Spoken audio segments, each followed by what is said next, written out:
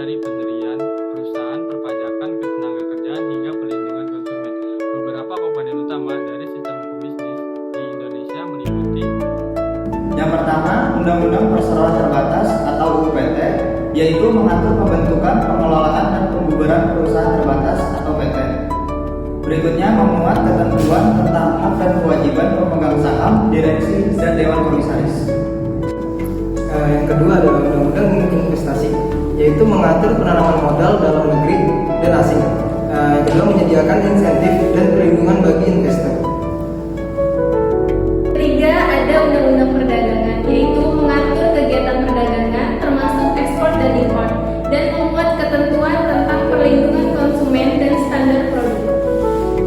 Selanjutnya nomor 4, Undang-Undang Perpajakan, yaitu yang pertama mengatur kewajiban perpajakan bagi individu dan perusahaan, yang kedua menetapkan tarif pajak dan prosedur laporan pajak. Yang kelima ada Undang-Undang Ketenagakerjaan, mengatur hubungan kerja antara perusahaan dan karyawan, menentukan ketentuan upah, waktu kerja, dan juga perlindungan karyawan. Yang pertama ada pandemi COVID-19. Pandemi telah mempengaruhi berbagai aspek hukum bisnis di Indonesia. Pemerintah mengeluarkan berbagai regulasi untuk mendukung bisnis yang terdampak, termasuk insentif pajak dan bantuan keuangan.